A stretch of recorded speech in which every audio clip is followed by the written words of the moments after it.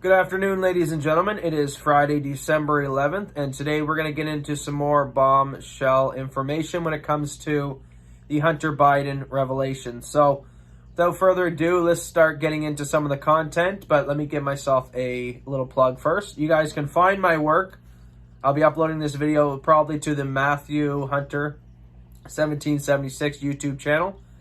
Also, you can find it the Liberty Hunters podcast, a podcast that I do sometimes solo and also with my father. You guys can check that out as well. You can find links down in the description.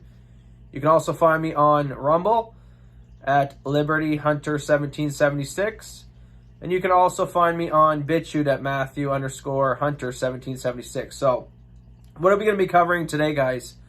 I've been listening to my good old buddy Steve Bannon on his War Room Pandemic this morning.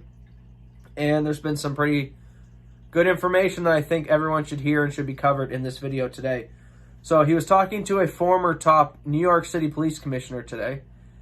And he asked him basically, and this former police commissioner has personally viewed Hunter Biden's laptop. And he asked him about the special prosecutor, whether special prosecutor should be hired to investigate the stuff. Because now finally, we're seeing Hunter Biden information being shared in the mainstream media, except for they're going with the spin at he's being investigated for tax purposes and dealings with China, foreign dealings with other countries. So that's the guys that the mainstream media is going with, but at least they're covering it. And what a monumental shift we've had, right? I was talking about this stuff. Steve Bannon was talking about this stuff way back when the laptop first dropped. And, you know, some of the first existence of the laptop was back in September. And then it all come out in October, the October surprise. And the media denied it. At the time, they were calling it Russia disinformation. To where we are today, where they themselves are covering it, but they're adding their spin to it and saying that it's just they're looking into tax purposes. Make sure everything's on the up and up. And it's not just Hunter Biden, Joe Biden's son, who's being investigated, also some of the other family members, Joe Biden, or his other brother there. So we're going to get into it. Let's play this couple clips from Steve Bannon. I got about 2 minutes worth of clips today, and then I'm going to give you my commentary on all this stuff. So make sure to hit the bell button down below, because there's going to be always bombshell information that I put out, and you want to know when it's coming out, right? And maybe you don't have the time in the day to watch some of these longer podcasts, so you can just try to listen to me, and I'll take some of the best clips and synthesize it. And you can maybe just listen to the first 5, 10, 20 minutes of my podcast and stuff. But we got to get this information out, folks. And I'm going to go over why it's so important that people understand this stuff. So let's play the first clip. Steve Bannon. Should a prosecutor be assigned to this now? And should something happen between now and January 20th about Biden before Inauguration Day? Not that he's going to be inaugurated, but just as a backup in case anything happens here that we don't get a proper adjudication of Trump's claims. Should that happen immediately? Well, given that the FBI and the Justice Department, now we know they've been working on this for months, several months, there's no way, based on what we saw in the hard drive from hell, there's no way they shouldn't be indicted already.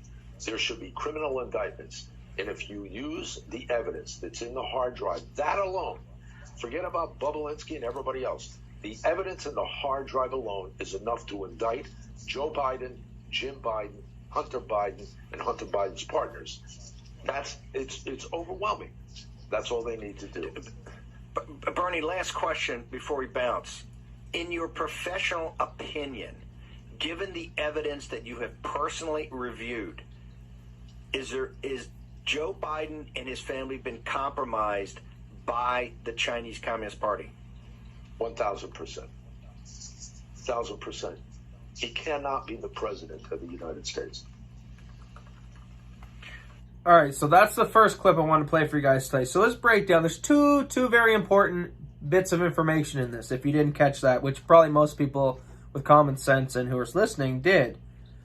So the first bit of information is this is former NYPD Commissioner Bernie Kerik, okay? So as a former cop, as a former police commissioner, he obviously knows crime, right? Like, come on, it's his job to investigate crime. It's his job to go after the bad guys. He has to know some of the law, right?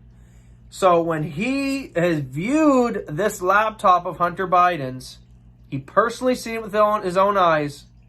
And one of the things he says in this video, see if I can find it again. For months, several months, there's no way, based on what we saw in the hard drive from hell, there's no way they shouldn't be indicted already. So there's no way in hell what they have seen on the hard drive that they shouldn't be indicted already. So let's break down just that. That says many things in itself. First off, it says, which we now know, A.G. Barr and the FBI and a lot of these individuals, they've had access and they've had this information dating way back in the early 2019. Even, you could say that they got it when Steve Bannon and all that stuff started breaking on the G News and stuff like that back in October and early September. You could say that's when the FBI and them got it, or when Rudy Giuliani handed it over, but I think they had it before then. And it's probably a good likelihood that they had that information before then. But let's just say they even got it when Rudy and all them did.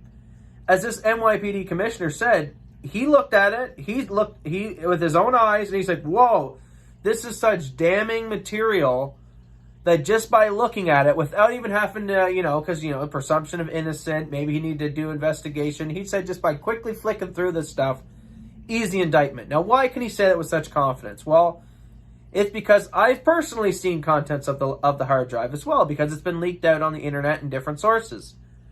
And it has a wide range of things on this hard drive. So you got the aspect of the financial fraud and the bribery and Joe Biden and his business dealings with his family, taking money for access to the White House in exchange for things from the Russians, from the Chinese, his biggest donors, and from Kazakhstan and from these other foreign agents.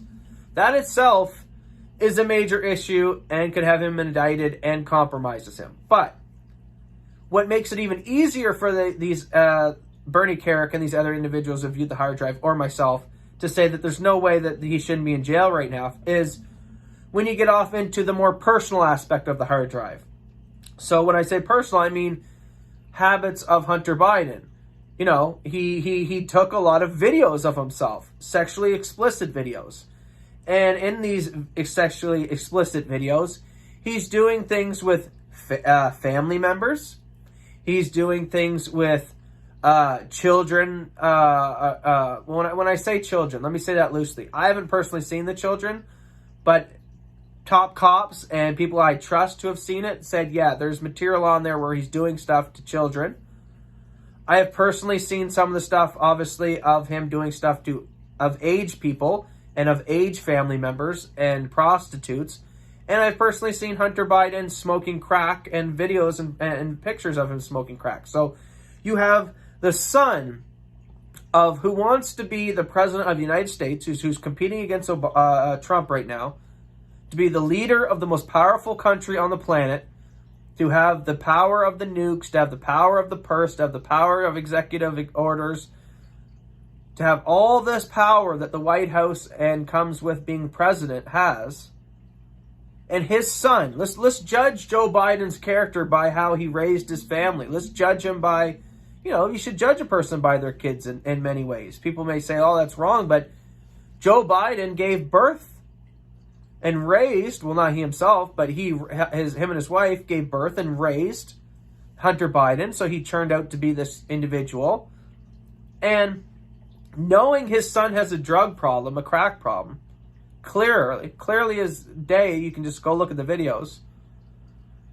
And what does he do? He puts him in positions in which are going to encourage the crack behavior and encourage the down spiraling of his life. This is the father figure that Joe Biden is. And also, the stuff that he sees him doing to his own family members, and he doesn't intervene in that. And in actuality, you can see text messages, which Rudy Giuliani has read, where one of the family members talks about it with a therapist, and, Joe Biden and all the other family basically tell them hush hush and say that, just side with Hunter Biden, nothing's wrong. So this is a sick family. They are compromised through blackmail material by sex tapes and this is just the stuff that got leaked and that we know about. hardcore contents on the hard drive were not given to the public or given access to the internet because, well, it would be a crime to distribute that material. And this is just one hard drive, folks. And the FBI, AG Barr, and these individuals have had access to this information way back when. So, why do I find this interesting? So, I'm not saying I'm a QAnon person, but I do follow the movement, just like I follow all interesting political movements and interesting information that I see coming out on the internet. And the QAnon movement to me was interesting in the aspect of, yes, people said, I never like movements that are anonymous. Just like before QAnon, there was the whole anonymous movement with the Guy Fawkes mask, right? And you can find videos and pictures of me protesting back in 2012 wearing that thing because I even followed all that movement.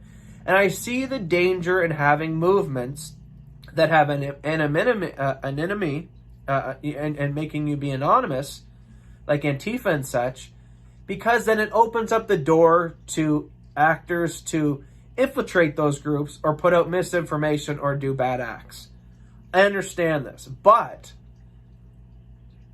if you are a whistleblower or if you are talking about sensitive information or military intelligence, you can't just say, hey, this is Sean Bob from the Naval Office talking about some Q drops here, blah, blah, blah, blah. You can't do that because then that guy would get fired, you get in trouble, you wouldn't be able to put out this information. So what I found interesting, why I didn't dismiss Q right away, is if the information makes sense, or some of it makes sense, or is right, or found out to be true, I'm going to listen to it. I'm going to investigate it. That's what I'm going to do. I'm a journalist, right? That's what we do.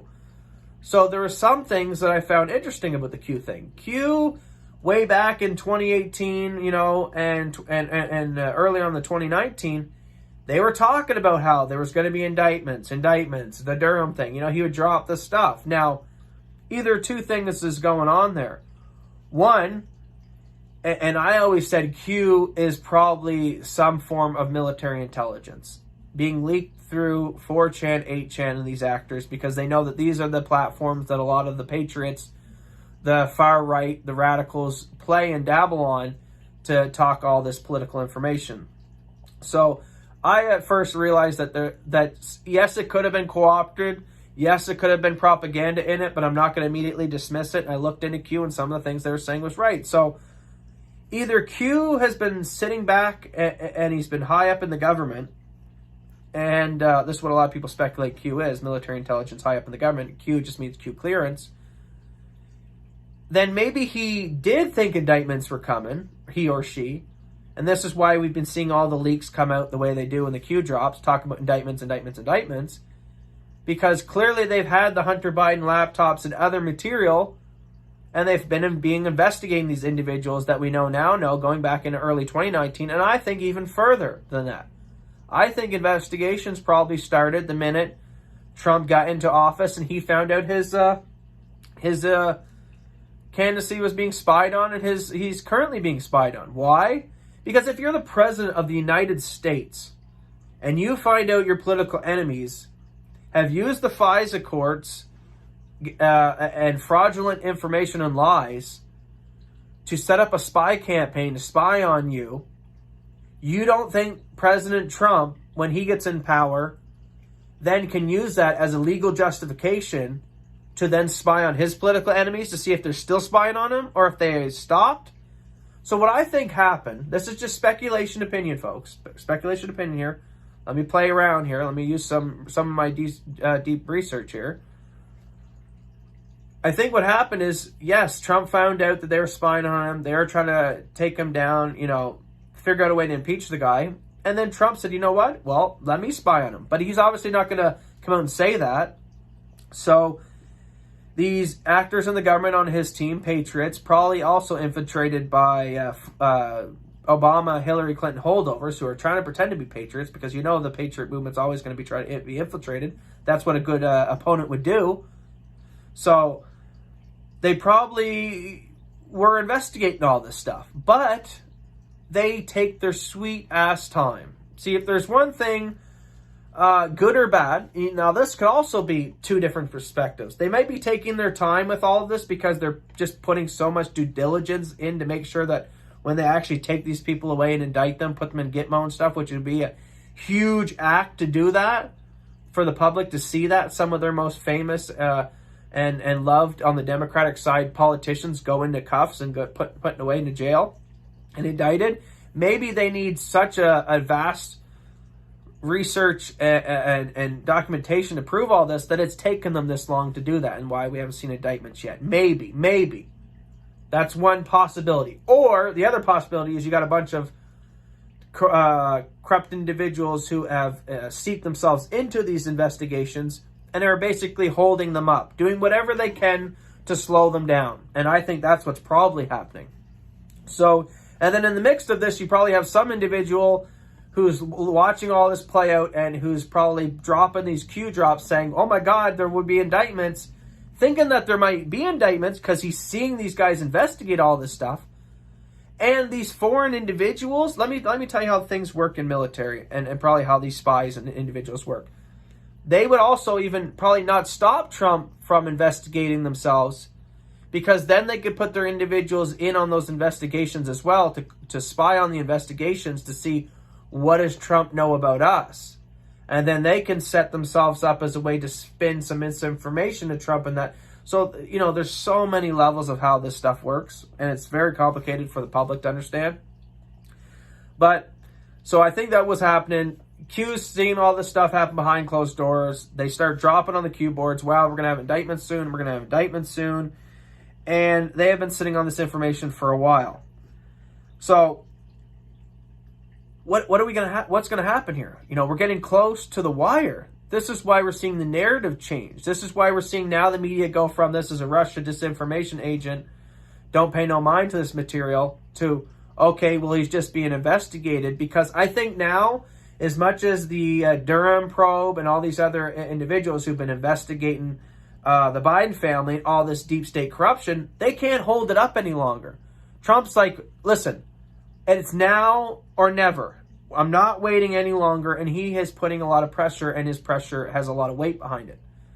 And he's going to basically tell these individuals, if you don't get something done, I'm going to fire you and make sure it does get done. Because here you have Bernie Kerik, a former NYPD commissioner, Rudy Giuliani, a top lawyer, and all these other individuals who it takes them just by flicking through the laptop in an afternoon, seeing some of the material going, oh yeah, that's incriminating. I could arrest him right away on that. Oh yeah, that's terrible to see. So there's no way now Trump is going to Barr and all these Durham and saying, what the hell's the holdup? Now they're probably coming to him saying, listen, this is a big operation. We can't just rush this stuff. It's important. We got to make sure it's done properly. And all these other type of things that they're trying to say to hold the operation up, which is working. Because if Joe Biden gets in, then he goes in and basically tells all these people that are looking into all this stuff to stop it. And people like Joe Biden come out and said, I would never, if I was the president, intervene and influence, the government actors who are looking into my family's financial ties or my son's financial ties to China. I would never intervene in that. Dude, you're on tape saying that if the Ukrainians don't fire the prosecutor, you're going to hold up all their $1 billion in aid. You'll do it to foreign actors, no problem, on TV. Don't think you won't do it for your own family. Come on, to keep yourself from getting in jail. So what would happen is Biden would get in and he would end all the investigations and he would pardon his family. Or he maybe wouldn't end the investigation, but he's at least pardoned his family to stop all that stuff. So what else did this former NYPD commissioner say? Let's play it again. There should be criminal indictments. And if you use the evidence that's in the hard drive... Criminal indictments. Forget about Bubelinsky and everybody else. The evidence in the hard drive alone is enough to indict Joe Biden, Jim Biden, Hunter Biden, and Hunter Biden. And that's key as well, folks. Forget the election fraud. Forget all that. And this is why I'm really upset that we're even dealing with this stuff right now. Because when the October surprise hit and the Hunter Biden leaks come out, and I'm personally looking at Hunter Biden doing nasty things and sexually explicit behaviors and smoking crack on video and looking at the receipts myself, being like, whoa, why isn't this guy being arrested right now and indicted? the fact that it didn't get stopped then, and now we're leading into all this election fraud crap, we're off the target now, I feel. The information that should have been focused in on is he is a national security risk. His family are a bunch of crime mafiosos. He can't be the president because he would sell the nation out, and China would then control America. This way he can't be president. Getting off into, oh, did he steal it? Did he not steal it? Did dead people vote? Did dead people not vote? Was there mail-in ballot fraud? This is just off into the weeds, folks. The main core of the issue is he can't be president because he's a national security risk. So this also leads us to the other thing that could be going on. Maybe the Democrats have structured it in such a way that he does get indicted, and maybe he's the winner or not the winner, but it opens the door up for Kamala Harris, which is the same thing. Kamala is another deep state agent. So let's listen to the rest of this clip again and give me some more things to talk about. It's overwhelming. That's all they need to do. Bernie, last question before we bounce. In your professional opinion, given the evidence that you have personally... His professional opinion, not his personal opinion. He asked him, in your professional opinion as a top New York City Commissioner cop who viewed the contents of the Hunter Biden laptop, the son of Joe Biden, who is also in on the deals, the financial stuff, potentially even in on some sexual nasty stuff, but we haven't seen those tapes yet. But he's going to ask him. Reviewed. Is Joe Biden and his family been compromised by the Chinese Communist Party? 1,000%. 1,000%. This New York City commissioner says Joe Biden has been compromised by the Chinese. So, how does he know that? That in itself is very interesting to me. When you're looking through a laptop and you're looking through a bunch of sex tapes and a bunch of financial dealings, the only way he would know if he's compromised by the Chinese, if through looking through those dealings, he's seen receipts of basically CCP actors saying, here's money in exchange for this. Okay? And they have seen that. And there's even audio discussions of this stuff. There's audio on YouTube where I have played in previous videos of Hunter Biden talking about how he talks to one of the richest spy chiefs in China. He's compromised, folks. That's what it all boils down to. So let's get into the second clip today. 1 minute clip. Very important. Let's listen to this one. First time in American history, we have a guy that aspires to be, in that the media and the corporations and the tech oligarchs, right, are all pushing to become president of the United States. That is totally compromised by the greatest enemy the country's ever had. I'm not a Johnny-come-lately to this. I've been preaching this for a decade. The Chinese Communist Party is an existential threat to their own people. They're an existential threat to the American people. And as you've seen with the CCP virus, they're an existential threat to all mankind. And we have now a family that's on the payroll, and our justice system and our national security intelligence system knows it. So that's what it's all about, folks. The Hunter Biden family is on the payroll of China. And it's one thing to be on the payroll for someone, for a foreign actor, but who is China? Well, if you look at the track record, like you said, of China, you have a country who enslaves the Uyghurs. We have modern slavery. Here in Canada and America, we're so culturally appropriated. We're all so peaceful and loving, at least, we like to pretend we are, that we deem slavery an immoral, wrong act. That you would go to jail, you would go to prison if you try to take someone as a slave in this modern society, in this Western value society. But here in CCP China, going on right now today as I do this podcast, there are individuals being slaves, basically, slave camps, concentration camps, these Uyghur camps. And in some cases, they're having their organs harvested, folks. These are the type of people that run China. The same type of people who used to have a one-child policy. which meant if you had too many daughters, too bad, we'll kill her. Can you imagine over here as a person in the West being told, hey, you're allowed, as many boys as you want, but if, biology, you pop out 2 girls, sorry, we got to take your second born daughter, and we got to kill her. And if you try to hide it from us, we'll kill her even if she's born. We don't care how old she is at her age. And if she's born there in the hospital, how they used to do it is they would just drown the baby in a bucket. These are the individuals who run China. The same individuals who go into Hong Kong with brute force and destroy democracy.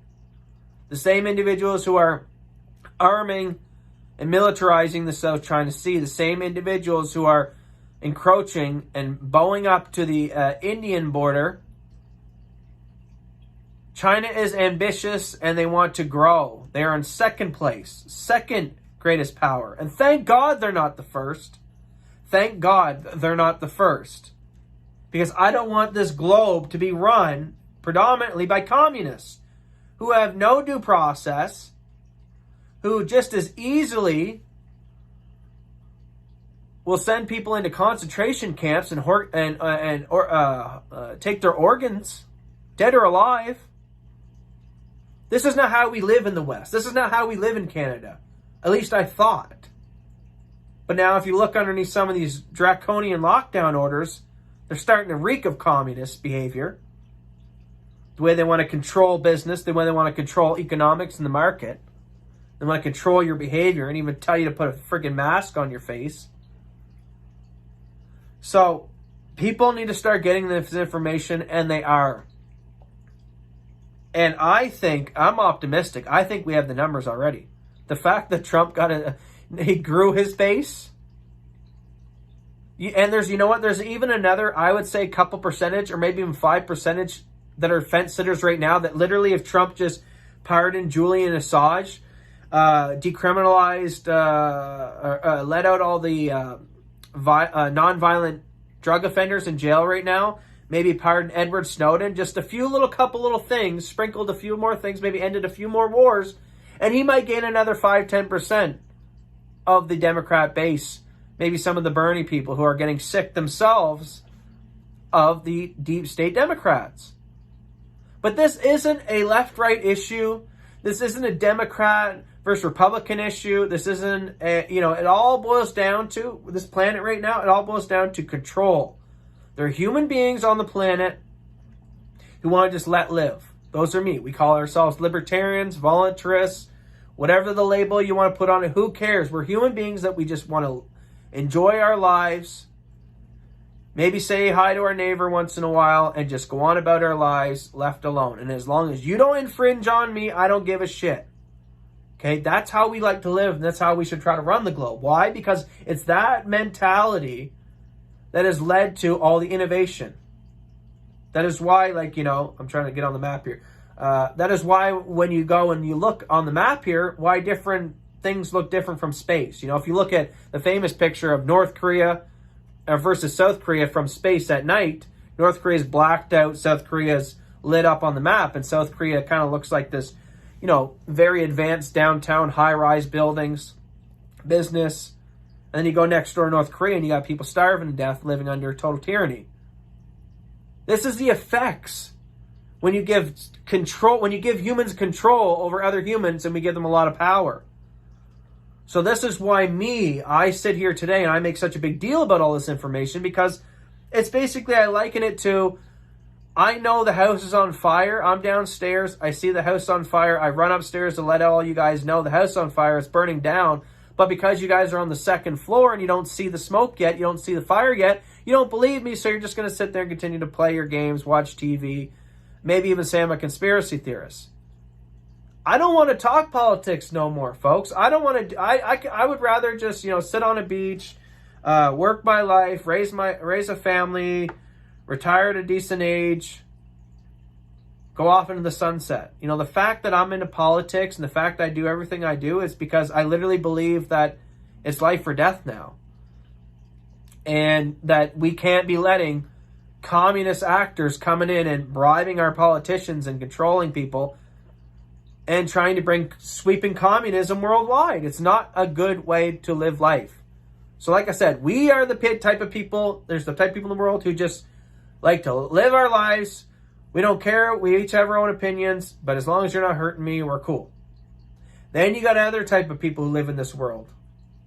We'll call them the sociopaths, the control freaks, the psychopaths, the Jeffrey Dahmers, the Hillary Clintons, the Madame Albrights, Nancy Pelosi's, the type of individuals who want to control, want to dominate, want to ruin your life. They're the type, we probably, you know this because you probably worked with them in even your job. You know, this is the type of people who, they want to tear you down to bring themselves up, or to tear you down to make themselves look better to their boss. Or it's all about, you know, they look over at you and judge you, or they think they're better than you, or they think you're better than them. Or the point is there's negativity behind it.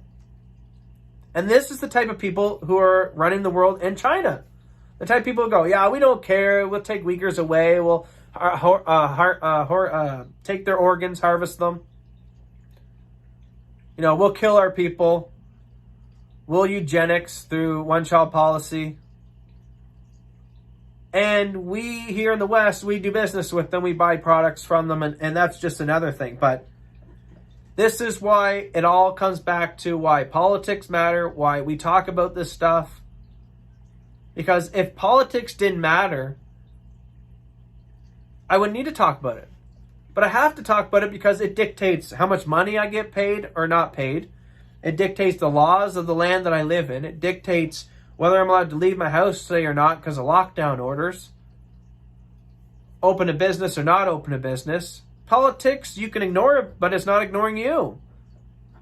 So back when it was comfortable and, you know, you paid a little bit of taxes and the government at least kept the roads in decent shape and they didn't bother you too much out there on the road, people just lived and went along with a little bit of corruption. But the corruption has gotten so nasty. It's gotten so deep-rooted. It's gotten so in your face now. It's gotten to the point where, yeah, 1 billion people in China live under communism and it's growing worldwide. We can't ignore it anymore. And here's the crazy part about it. Hillary Clinton, Joe Biden, all these control freak individuals, they already pillaged. They have their money. They're rich. They did all these corrupt and nasty things. And Trump basically told them, just walk away, sit on a beach, retire in the sunset. Just leave us the hell alone, people. And any rational person would have done that, right? If you're facing potentially an annihilation, jail time, whatever else these deep staters might get thrown at them if Trump actually brings the military in and holds them accountable and impeaches them. They said no. They said no. We've pillaged 99% of the country. We've put you in your house in lockdown orders. We put a muzzle over your face. But you know what? That's not enough. We want more. And what I've learned when dealing with these people, the Madame Albrights, the Hillary Clintons, the Brennans, the Obamas, the Clappers, they won't stop until you're dead. They won't stop until you're in a cage. They won't stop until the planet has less freedom fighters and the beach is a lot less populated for these eugenic control freaks. Because at the end of the day, folks, that's what it comes down to. It's a big eugenics program.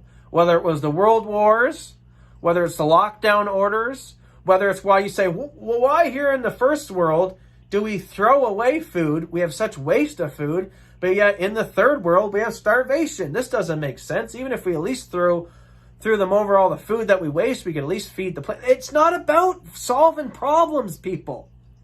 The people who run the world, the people in the top, are eugenicists.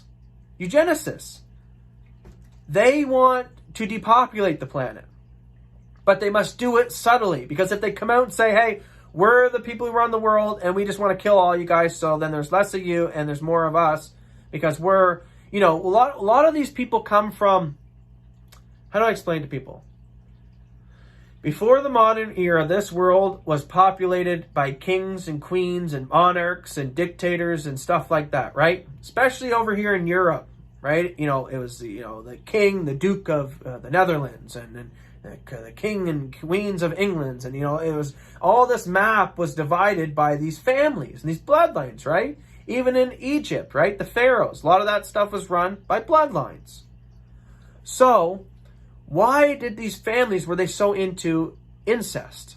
It's kind of nasty, and they found out that, yeah, if you genetically breed in with your own family, that you get deformities and people die, and it's not a very good thing for the gene code. But they would still risk it, and in most times it wasn't always about the sex with the ancients. They would have partners on the sides and girlfriends. It was about marrying into your family to continue to maintain control, world domination. That's what it's always been about. So that's what it's been about today. It's about these families and control. Now back then, when you were the dukes and you were the kings and the queens and the monarchs and the pharaohs and all these other individuals back then who were the big power setters, you needed vast swaths of people because you needed them as slaves, right? To build all the beautiful things in Egypt that the kings enjoyed, their beautiful fountains and their beautiful pyramids and Rome and all these other things that, you know, the people built for Rome. You had to treat your serfs somewhat nice, or you even had to allow them to be around. You couldn't just kill all your slaves all the time because you needed them to build stuff. They were your working force. Well, what has happened nowadays today? What has changed in this world behind us? What has changed is they don't need us anymore, folks.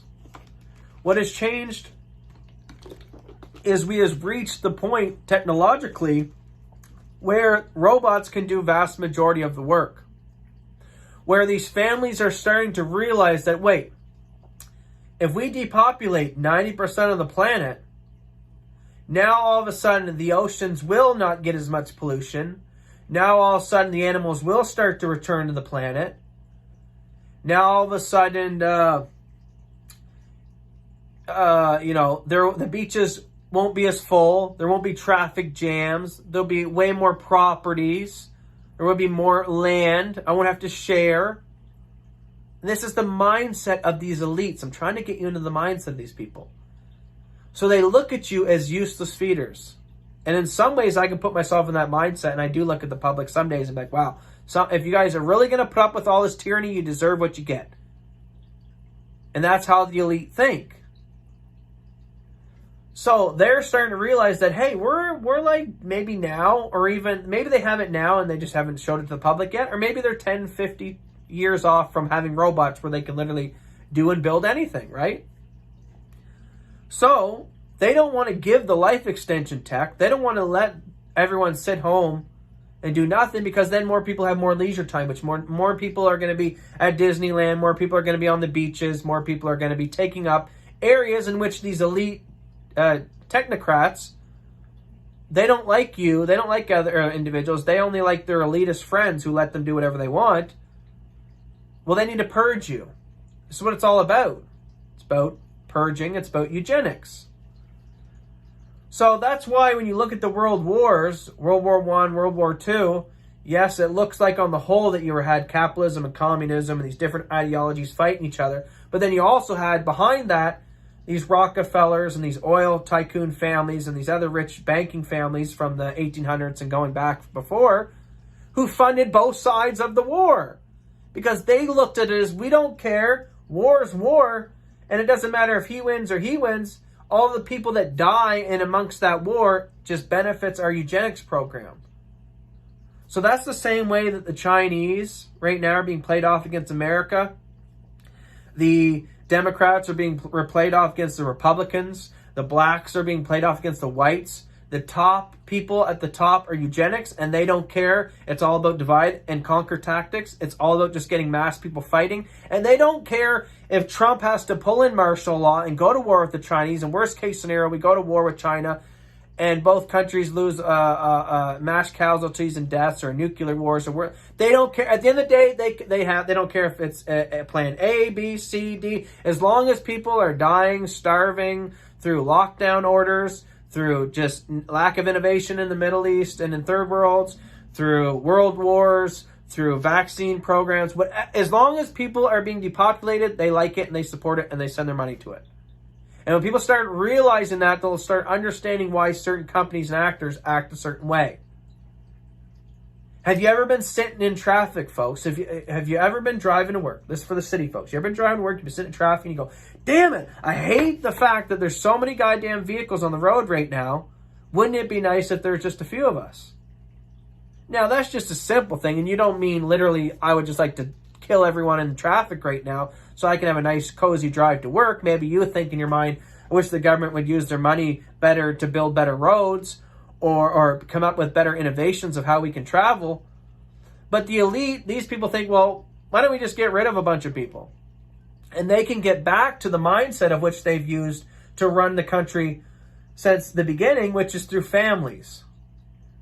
So the elite look at it as like, well, let's empty the planet out.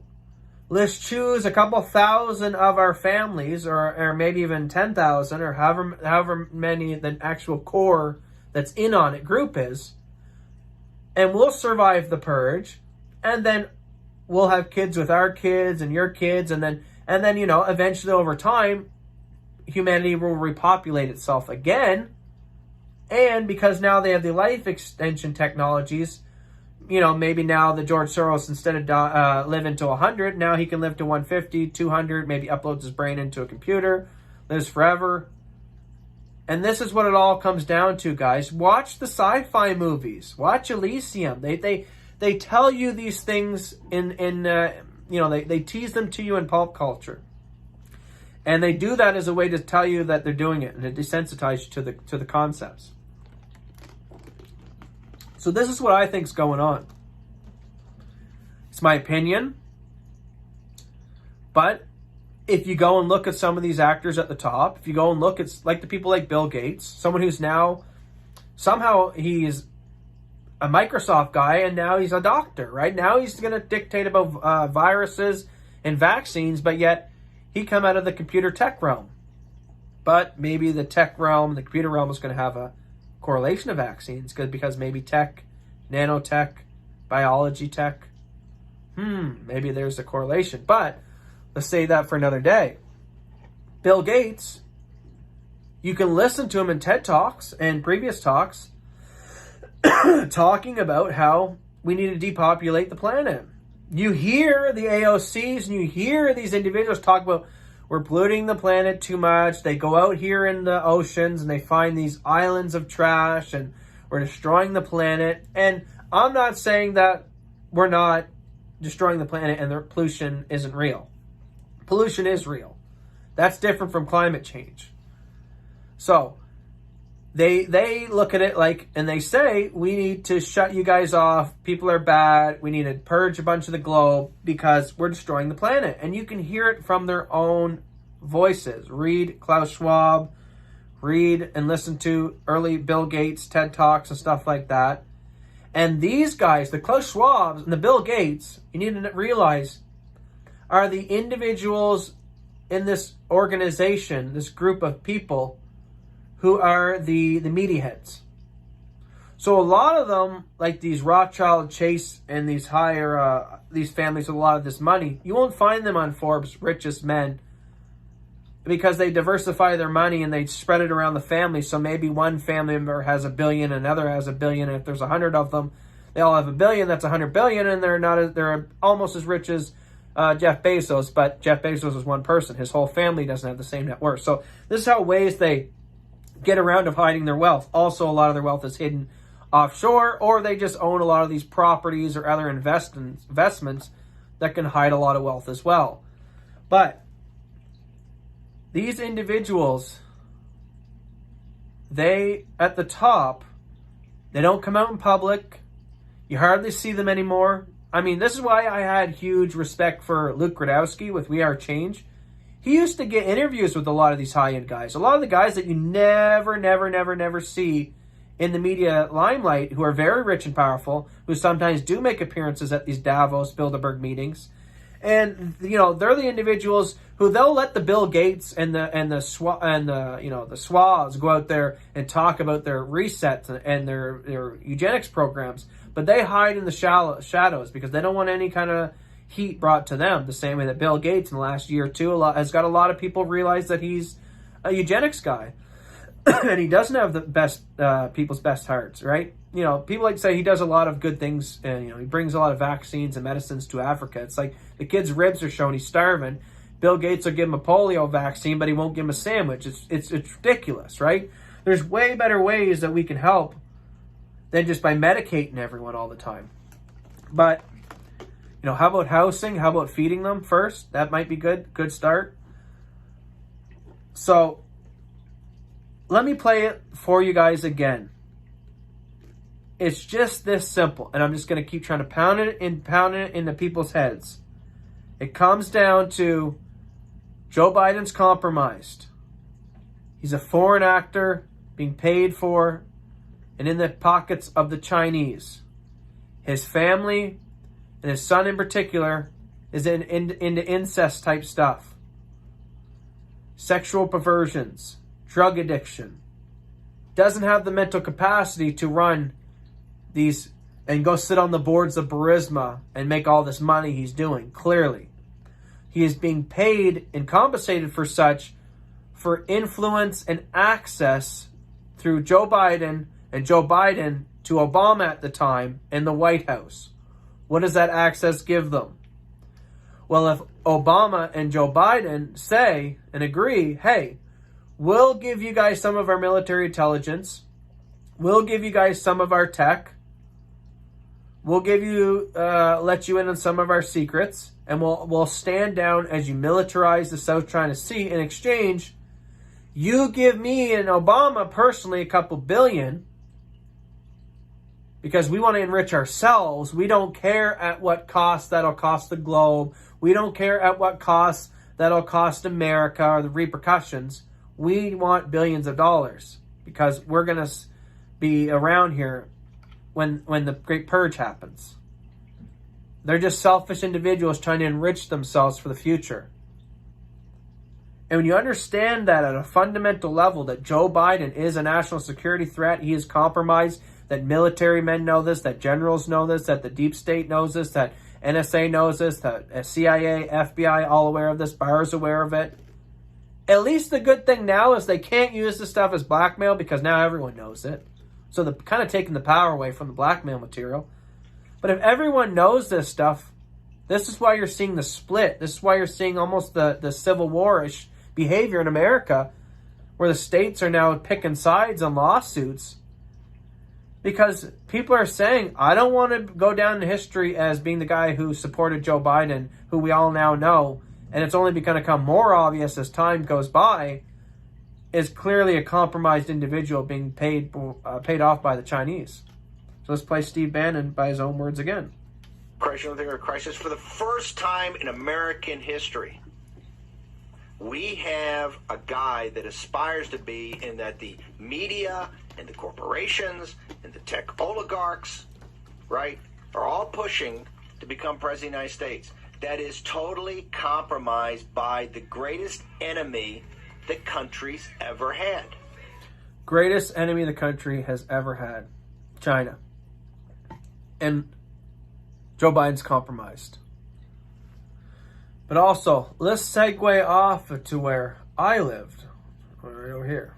Up here in Canada. So, Canada. Why is it important?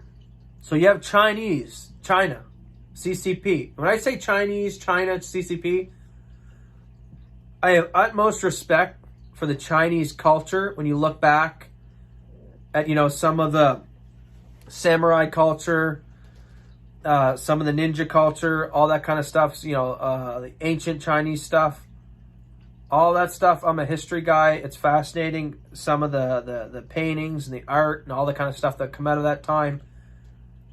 I have utmost respect for the Chinese people. They're nice and they're awesome people. It's just like with any group of people, they've gotten stagnant, they've gotten lazy, and they have allowed and gotten conditioned to allow evil members of their own race and of their own humans to rise to power, to control. So I would never just say, oh, every North Korean's terrible because look at Kim Jong-un. The same way I would say, oh, not all of China's terrible because look at the CCP. The CCP has got a membership of a few million. China's got billions. Those, most of the people in China are decent people. And they wouldn't like to be run this way. And this is why here in the West we have a big task of we need to liberate the East. We need to now, you see Trump, he's making headway, right? He's pulling troops out of Africa, trying to make more deals in Africa, trying to innovate. Let's bring peace to Africa. That's great. He's bringing peace to the Middle East. We're making big accomplishments there. You have Saudi Arabia coming around now, flying into Israel and stuff like that, and the Middle East is doing well. And they're starting to come around, right? They're like, man, we don't want to live in this sand all the time over here with nothing. Let's bring in some capitalism. Let's start looking like Saudi Arabia, where they got hotels and malls and starting to westernize a little and allowing tourism. And I think the Middle East is ready for peace. I think the Middle East is ready to finally move up in the world and come to the same stage as where the rest of us are.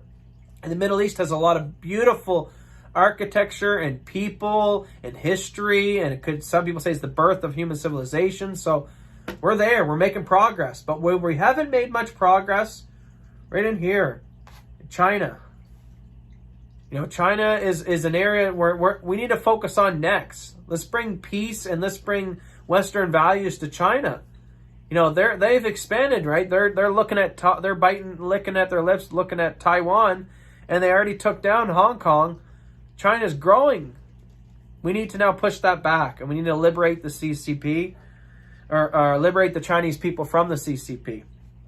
And why? What does Canada's role have in all this?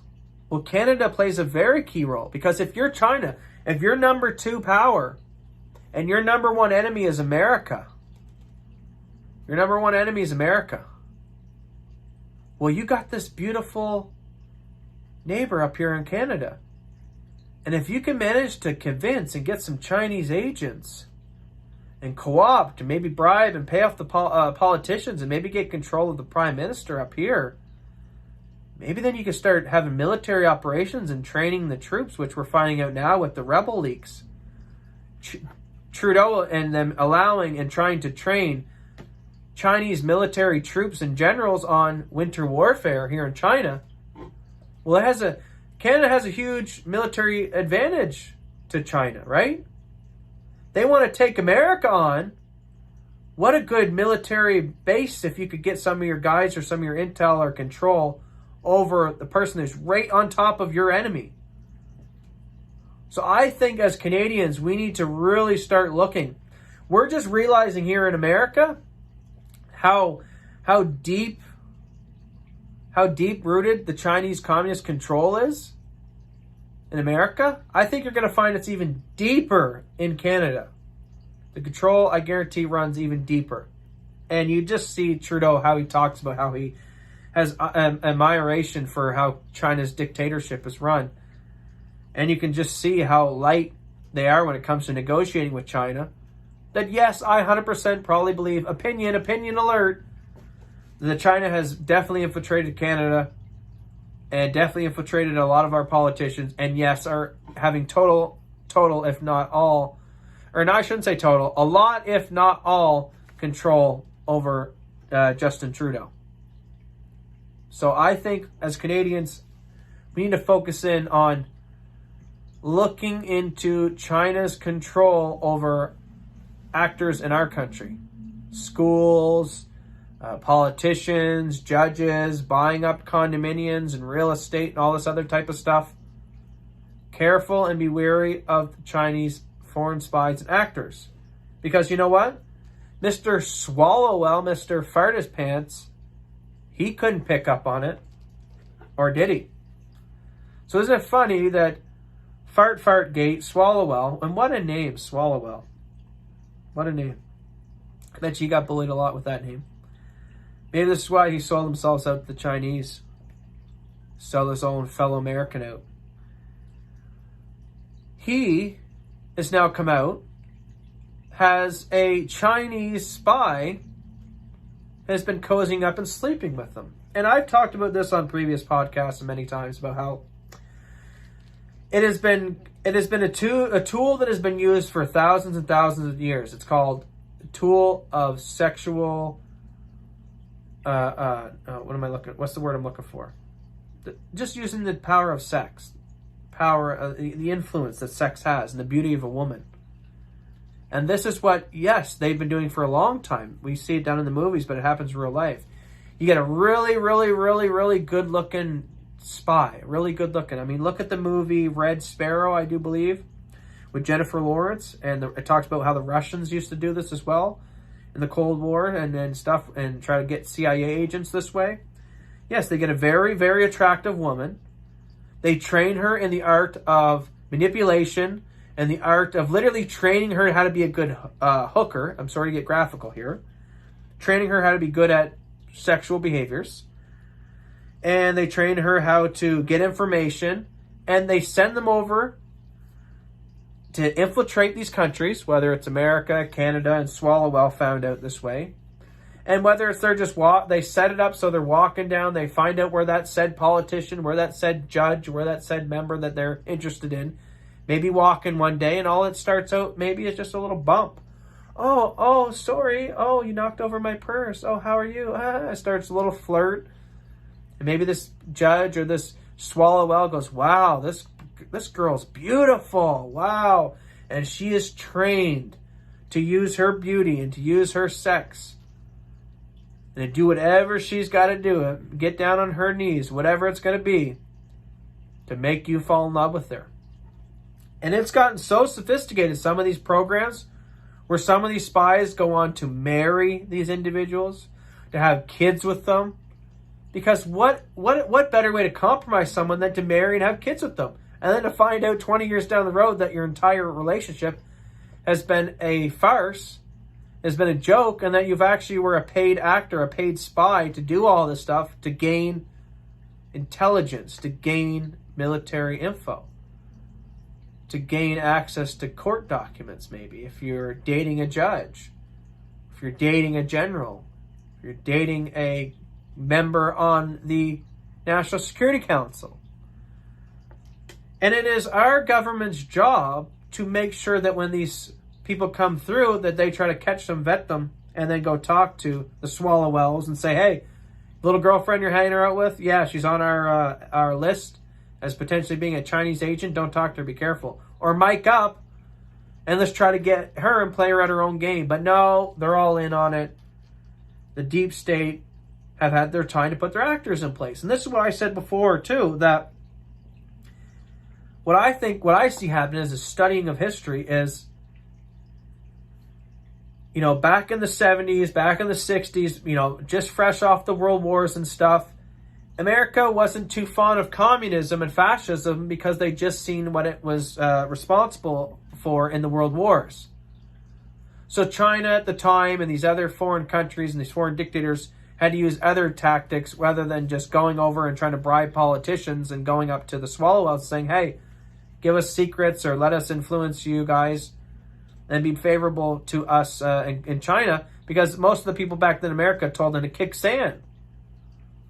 So they had to use Wall Street, and they had to use real estate, and they had to use the other methods of influence and propaganda. But then what I suspected happened is it came along with, I think it all really happened with George Bush Sr. I think that's the first one that the Chinese, that's the first one that may be the Mossad, that's the first one that foreign individuals were able to compromise. And then it's just been a downhill spiral.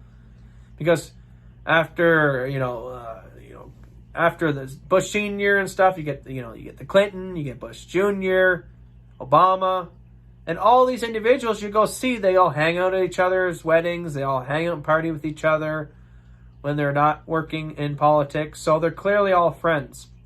And if one of them is compromised, they're probably all compromised. So I think that's what we've seen since the early 90s until now here in 2020.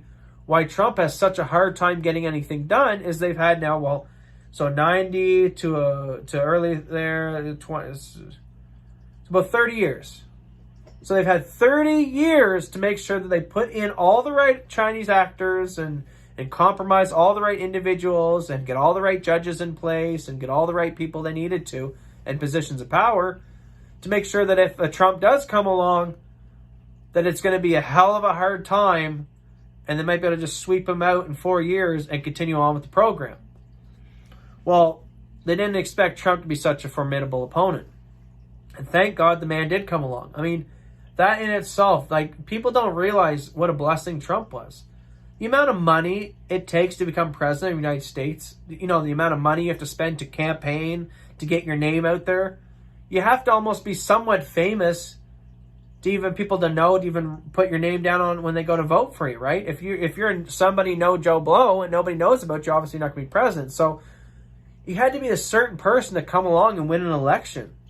It takes a lot of money. It takes a lot of fame. It takes a lot of power and influence.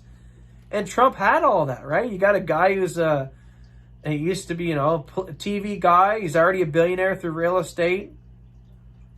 And, you know, there was even, you know, this is not me saying this, but I've even heard mentioned through the webs, through the grapevine, that the military approached Trump earlier on. And, you know, and this is why a lot of people, and the Roger Stones and people, were encouraging Trump to run, and they have been trying to, because they were aware of all this corruption over the last 30 years, and they needed to find the right man to get in there with the right resolve, with the right strength to beat it, to push it back, and to expose all this, and to drain the swamp.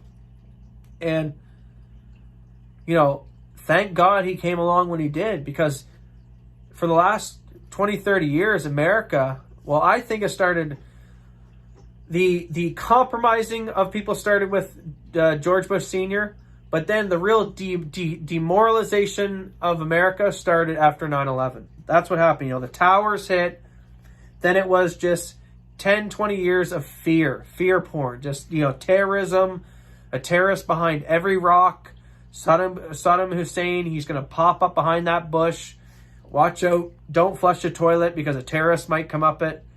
And, you know, everyone was just so scared. Then you had all the weird terrorist attacks, you know, on the domestic. So it's funny how all that stuff stopped too, eh? Like, whoa, weird that under Obama you get all these weird terrorist attacks. You know, you got the Boston bombing and all these other weird bombing situations. And under Trump, you see less of that stuff. Why? Maybe because Trump actually didn't allow it to happen on our domestic soil. Maybe because Trump wasn't actually arming and giving these people the material to make bombs, the same way that we so often find the FBI, CIA being involved in some of these terrorists at an early on time, that they're aware of them and in some cases help and encourage the behaviors. So I think all these stuff, the terrorist attacks, you can even argue, see, this is where Alex Jones just gets discredited when people say the school shootings were fake. It's not that we're saying the school shootings were fake. I've never said school shootings were fake. But it's the fact that the media hypes them up, propagandizes them, talks about them, makes it cool, maybe sets up environments in which they flourish school shootings. Or the same way that Obama set up an environment in which terrorism flourished at the time. Whereas you don't see it flourishing under Trump. So I call that period the demoralization period. That was the period in where they had to scare the hell out of the American population. Scared, terrorism, war, terrorism, war, on every TV and every news station. And that was to break the will of the American people. Then we were pretty well broken.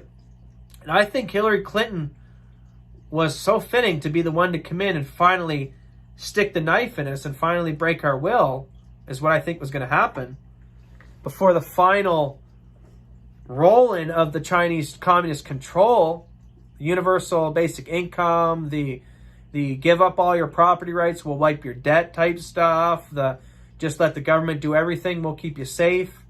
See how scary it's been? But Trump come in, right? Threw a monkey wrench in the whole damn plan. Like, oh my God, I can't believe it. What the hell?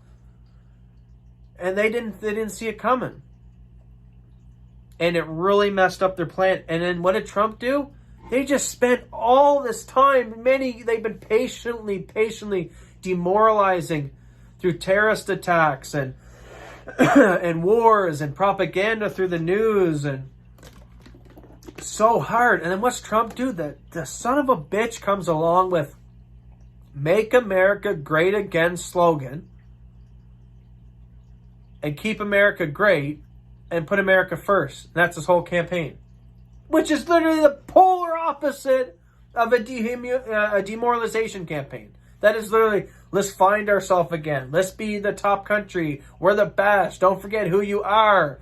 Building up our strength, building up our character, building up our resolve again. Deconstructing all the demoralization that we've just been put through for the last 20, 30 years. And the terrorism scare was no longer working because now Trump went into the Middle East and destroyed ISIS. So the deep state were freaking, oh my God, what the hell's going on? Oh my God.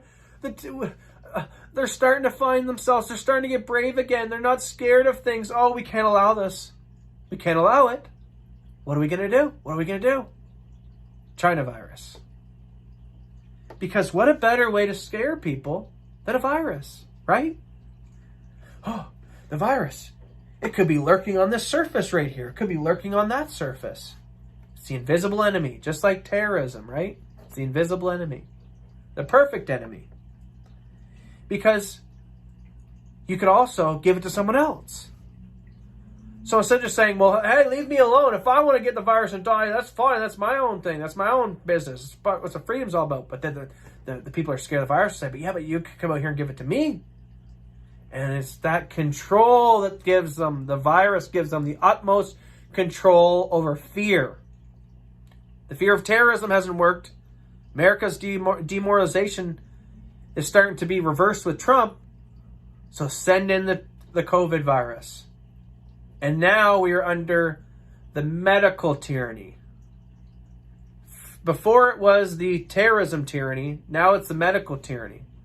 Because they realized through the Milgram experiments, through the Stanford prison experiments, and studying human biology, human psychology, and how we work as animals, that the doctor, the medical doctor, he is the best form of tyranny. Because you know what? The policeman, the army man, the politician, the lawyer, we have already woken ourselves up to that these individuals could be corrupt. You know, the people have seen, you know, when a guy comes wearing a police uniform with a gun and a vest, he looks the part of an enforcer, of someone who can do harm. But when a guy comes just holding a clipboard and he's wearing a white robe and he says, take this vaccine, it'll save you, it looks non-threatening. Doesn't look like the police officer. And that is what they've realized is effective. This is not hard to understand if you see between the lines. And if you don't, I hope you follow my information on my channel and I help you see through between the lines. And history will prove everything I say right. All truth comes out in time. That's the beautiful thing about it.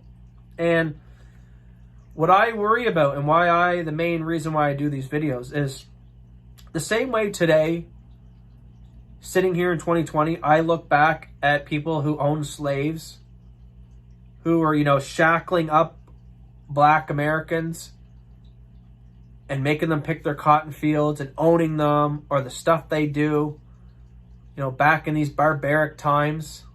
Or even you go back way before then, back under Egyptian rule, or here I'm Irish. If you go back of how the English used to treat us, just look at the movies like Braveheart and all that kind of stuff.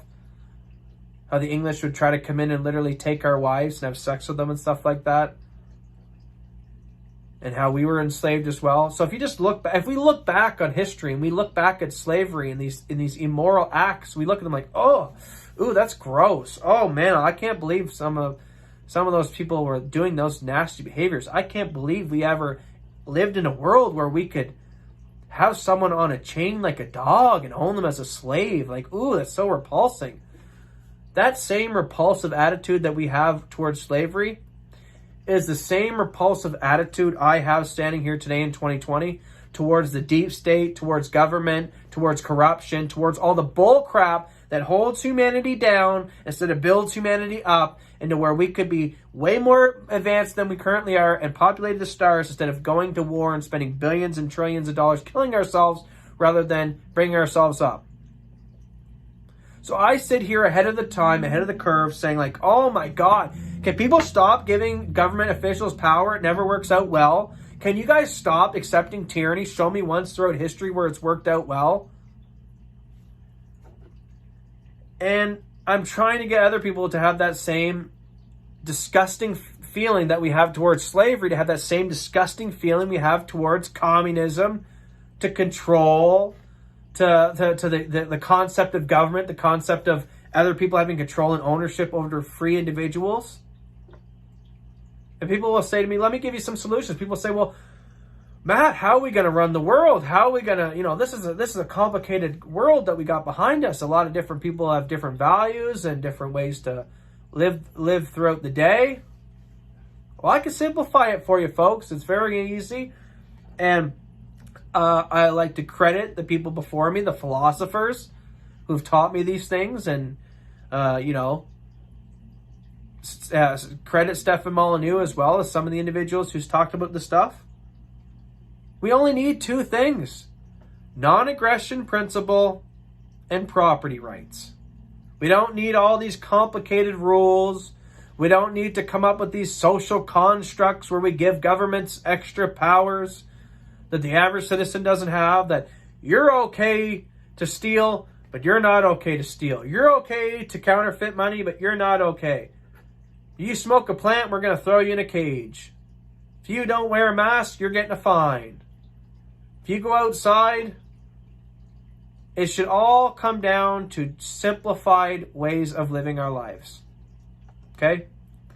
That should be the goal. After we defeat communism, hopefully in the next year or so, Trump wins, and in the next 4 years we put on the propaganda, we turn up the propaganda tool on our end, we start pushing back against communism, start spreading what made America great and made America awesome. And you know what? The founding fathers, back in 1776, 1775, and they birth America, and they start writing up all these constitutions and Bill of Independence, and here in Canada as well, we constructed our stuff. And these documents are great, but why is it that we can never feel that we can make them better? Do we really believe that we have not gotten any smarter than our founding fathers? I would hope we have advanced philosophically in the last 200-300 years. And we do. We should ratify the Bill of Rights. We should ratify the Constitution, and we should change all this stuff. Now, America's might not be game for that because their system has been working all right.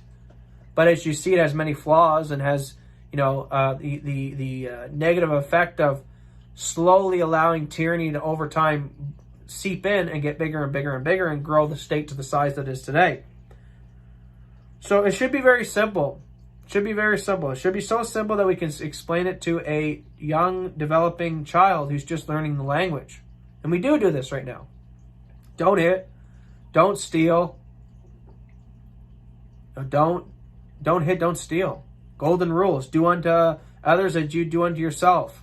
We already know these things. We've had these concepts written through our religious values, through philosophical individuals, through thought leaders.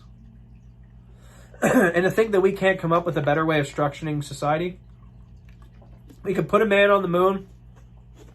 We're supposedly going to send people to Mars, but we don't know how to govern ourselves. No wonder the aliens don't want to come down and communicate with us. You could build a rocket, but mathematically you don't know how to let people be happy or live and let live. So we need to get down to the root of the problems, which is the philosophy of these things. And philosophy can help solve a lot of the politics. And imagine if a judge just had to answer two simple questions. If there's a crime that happens, the first question should be asked: who was the first to initiate the aggression? And under what circumstance? And then that gets examined. So, some people, that asks the question to people: under what circumstance would be it okay to use force and aggression against someone? Now, you'll get the hypothetical situations where, let's say, you're someone in the desert and you're starving, you're dying of thirst. You come across a stand in the desert of a business owner. He has a fridge full of ice cold water, and you tell him, "Sir, please, I have no money on me. I am dying of thirst in the desert. Please, give me a bottle of water for free. It's please, I'm going to die of thirst. It's the least you can do. Sorry. And the guy says, no, I'm a capitalist. I don't give things for free. I'm going to let you die of thirst here. I'm not giving you no water. And then it gets adjudicated in court, and it's like, let's say then the guy who's dying of thirst takes the water or beats the hell out of the guy who tells him he can't have the water, drinks it, and carries on throughout the desert. Now it comes through to the courts, and the courts say, so what happened? Well, I was dying of thirst in the desert. I asked this guy who had a bunch of water, a capitalist, if he could just give me a bottle of water, and because he didn't give me the bottle of water, I punched him, and therefore we got into an altercation, and here we are today. These are the hypothetical situations people will give you when you tell them, hey, let's just live in a world where we live by the non-aggression principle and property rights. People will say, well, there's a situation where someone could use force and it would be justified. If those are the type of situations in which we need to have philosophical talks about, then I think we're a lot better off than the way we currently structure our government, which is giving people power over other individuals that the normal individual citizen doesn't have. And I think any judge or any right human being would understand, listen, dude, if you could literally save someone's life dying of thirst by giving him just a drink of water that might cost you a little bit of money out of your pocket, that you're an asshole, and probably the punch in the face is justified. But under most circumstances, the guise of non-aggression covers a vast swath of the law. Domestic violence, wars, confrontations in the public with other citizens. The non-aggression. If you're very who initiated the aggression first? Who was the asshole first? Pretty simple stuff to figure out. Who murdered? And the same with stealing. Who stole? What did you steal? But we can't have a simplified way of living our life because we live under government's warped way of thinking. And if you say things like you can't hit, you can't steal, well, police officers steal under, confiscating goods. Maybe they arrest a guy who has some marijuana on him. They take his marijuana. The tax man steals when he takes your tax money. And when I say taxation is theft, people be like, oh, what are you it's paying we're paying for the greater good. It's a social contract. Social construct. And here's how you rebut people. You want to say that government's a good thing.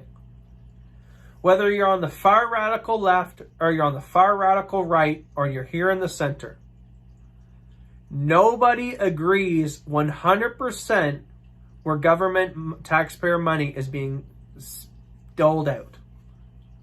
So maybe you're pro-abortion versus not abortion, and you see money going to each different programs to end abortion or to open abortion clinics. Maybe you're for war and you see money going to end wars.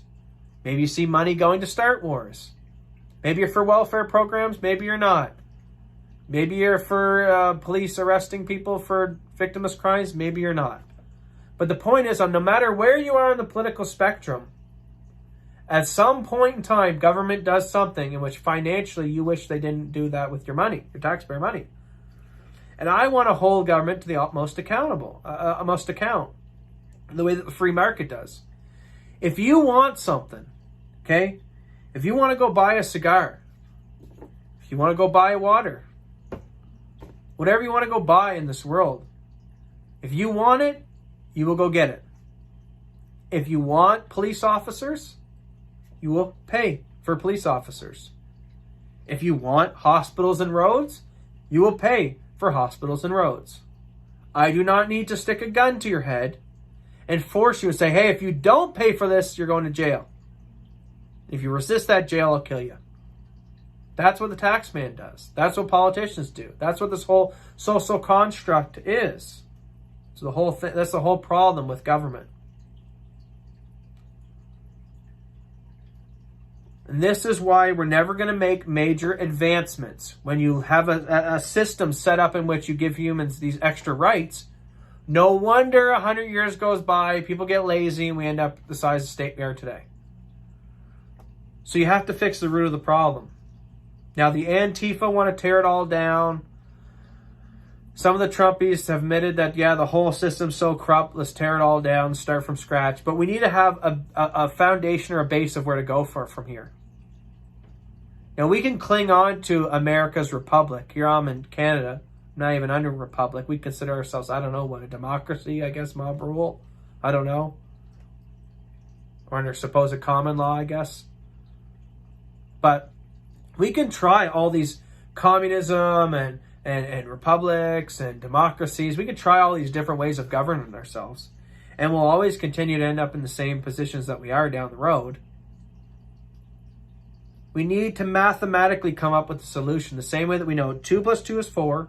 The same way that we can conclude that gravity is a real thing. We need to be able to understand, how do we live as human beings and be happy? How do we live as our day-to-day lives that creates the most prosperity, the most peace, and the best environment for all of us on a whole? And you do that through living under a society where you put most to the top individual freedom and rights and liberty and let live mentality. Not by domination, not by control, not by communism, not by threats of violence, not by giving certain members of the society extra granted rights than any other individual has. Everyone needs to be put on an even playing field, and everyone needs to understand the rules that are set in place. Okay? Because you would never play a board game with someone and sit down and play there if you didn't know what the set rules were and who was going to play the game. You wouldn't play a board game that at any point in time people can jump up and down, sit, join the game, leave the game, add to the rules, change the rules. That would be never an environment in which you'd want to thrive in. So we need to set up society in which everyone knows the rules going into it, in which everyone's put on an even playing field. Because yes, we're not racist. Because yes, we do now know that if you cut me in half, we all bleed red. We're all the same. And yes, we are humans. And yes, we are fallible. And yes, we have parts of our brain that don't think rational. That we have, the lizard brain and the emotional side of the brain. And we have fight and flight responses. And we have people that grow up in different home environments that create us to be a certain way. We have Jeffrey Dahmers walking around out there. And then we have the Jesus types walking around out there. There's totally different spectrums of human beings. Some of us are nice. Some of us are mean. So knowing all this, we have to structure a way to live that puts everyone on an even playing field and best deals with that. What best deals with the diversity of how you can go from being a Jeffrey Dahmer to a Jesus. And the best way to do that is through peace, is through non-aggression, is through the respecting of property rights. And non-aggression is just an added value to property rights. Because if you had property and you didn't want someone to take it and they took it from you without your consent, that in itself is an act of aggression. That's them taking something without your consent. You could argue philosophically that that's an aggression. So non-aggression principle is almost the main universal principle to live by. And then just a subset of that is the respect for property rights. Because then you eliminate the fact that people can just come along and steal your stuff and make you a slave. You might work all day long building this beautiful treehouse, and then some guy just comes over and just smashes it. That wouldn't be good. Or you spend all day working to make money to feed your family, and some guy just comes in and robs your safe. So we understand how to live life. It's not aggression. It's property rights. And everything that you see today is just media spin, propaganda, manipulation, getting off into the weeds, everything. That's what happens. People start waking up to this information. We start talking about philosophical arguments, and then bam, the government's got to create these environments in which it creates so much chaos, so much madness, so much drama, so much publicity about other topics that we start talking about, oh my God, was there actual mail-in ballots? Did dead people vote? And we lose total sight of the problem, which is Hunter Biden's compromise. He's an evil individual. The whole structuring of government's ridiculous. We need to stop giving individuals extra rights and powers. Here's how we should live our life. Live, let live, free society. Communism's bad. Let's all have peace. And I think what's the most upsetting for me, that I struggle with the hardest, knowing that how much the humanity has been held back because of our lack to understand these concepts and our lack of accepting freedom and embracing it globally. Who knows where we could be if freedom was untethered and let to actually release all of its energy? Who knows where we could be? America has managed to create vast wells, has managed to create people like Elon, and we've managed to build rockets and robots and technologies and smartphones and advancements in the medical fields and robotics and all these other things. We can make blind people see, and we can make paralyzed people starting to walk, and with robotic limbs, all these advancements. All that, basically having tyranny wrapped around our throats, choking us, and just barely being able to breathe, we birth all of that amazing technology. Can you imagine where we would be globally if tyranny just took its hands fully off our neck and let us have a full breath? We might have cancer cures. We might already have people on Mars. We might already start populating the stars. Your grandparent or your family or your loved one might not have needed to die from said illness because they might have already had a medical advancement and a cure for that, because there wasn't so much regulation, red tape, and bullcrap of government stifling innovation. So every person that dies of starvation today, every person that dies in wars, every person that dies of curable diseases today, is all at the hands of these idiots in government and all these people who don't understand the importance of understanding philosophy and understanding why you can't run the world the way we're running it today. I think 2020 was definitely a year of 2020 vision. It showed all the public, it showed the globe, the problem is corruption. It showed the actors who done it. 2021, we need to take that vision, that insight that we've seen, the globe showed us. Hey, look, this is what's going on. And now we need to innovate, and we need to build off of 2020 into 2021 where we actually get down to solutions. So yes, I can come from all this philosophical understanding and still say to vote for Trump and to still dabble into politics because I understand politics.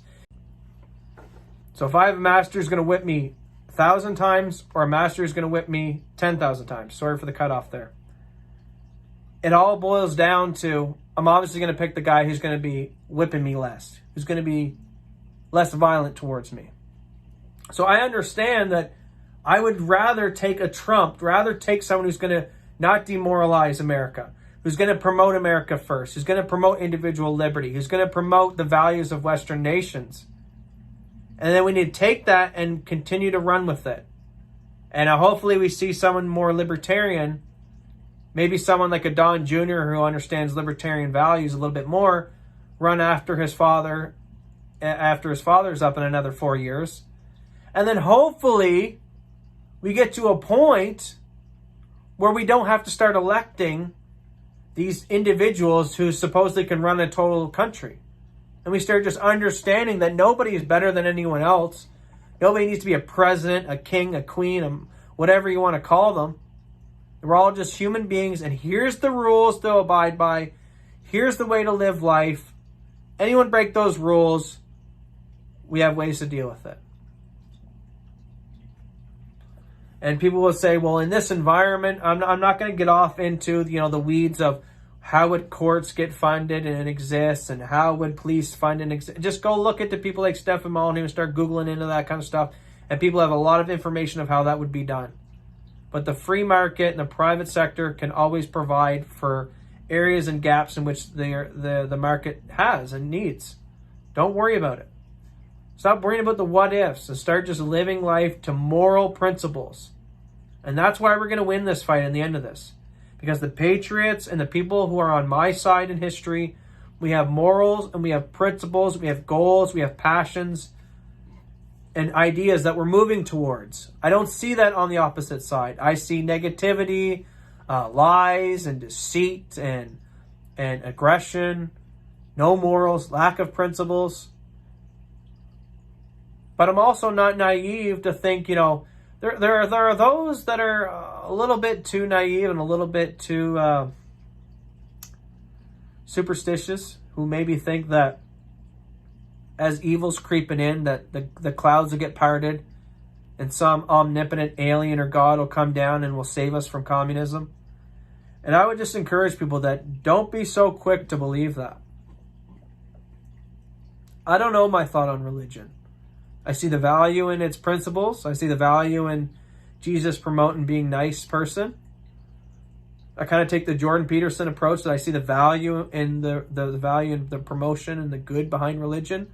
But when it comes to the question of a creator or is there existence of something out there greater than myself, I don't know. And that's always what I've gone with until I physically know 100%. I see some kind of proof or something I'm not going to know. And I think that's an all right answer to be, just by going with your lack of knowledge.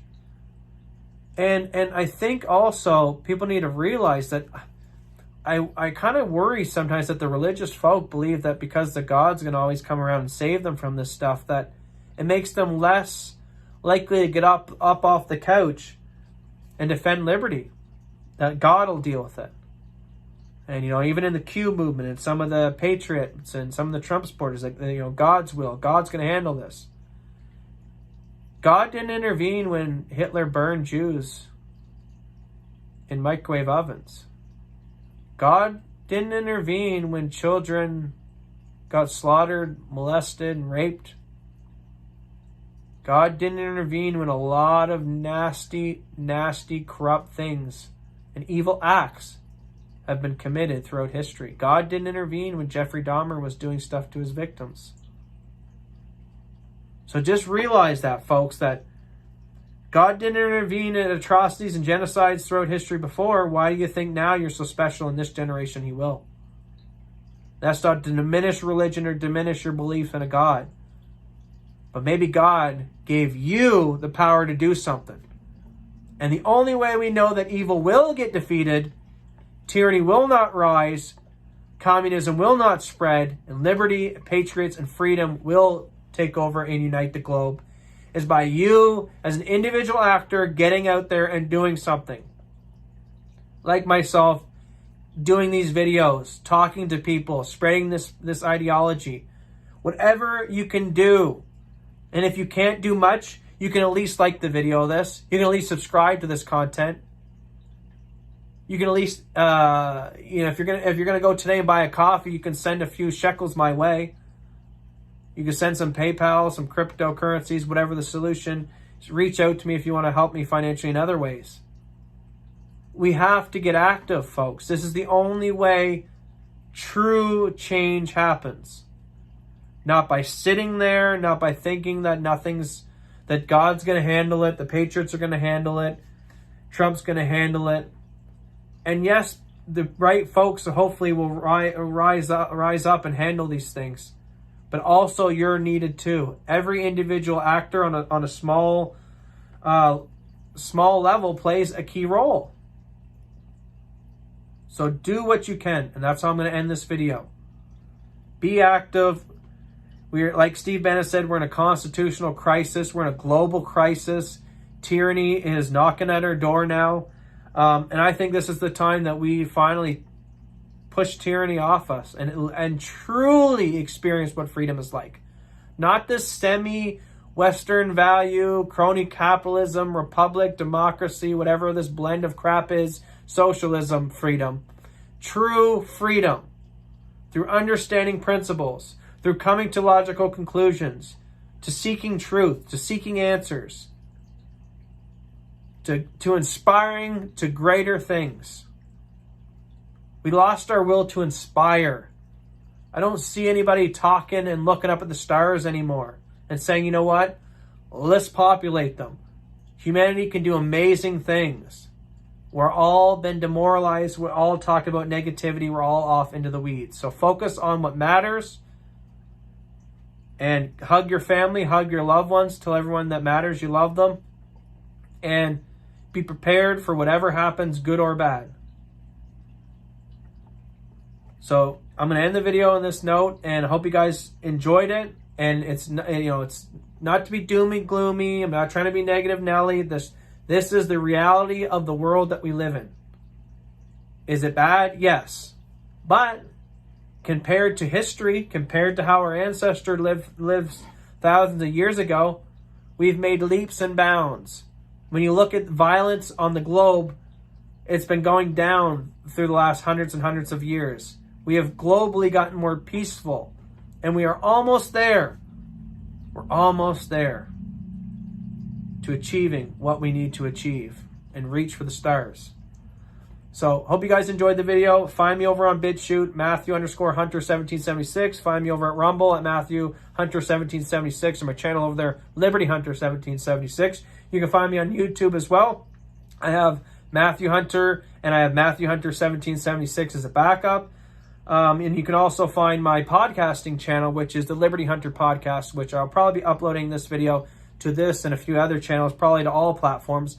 And at the end of the day, that's my goal, is to upload this stuff to as many platforms as possible, to break through the firewall, to break through the censorship, to get this information out there. If you guys enjoy what I see, what I say, and if you enjoy my conversations, if you enjoy my podcasts, then you know what? Liking it, sharing it, and definitely financially supporting me gives me that encouragement to push and fight for it even harder. And definitely if I could up the value of the quality of the audio and the video and make a better setup and all that kind of stuff financially will help me out huge. So make sure to help me. And I do prefer to accept cryptocurrencies. You can also reach out to me by email. You can probably find that on BitChute and stuff like that.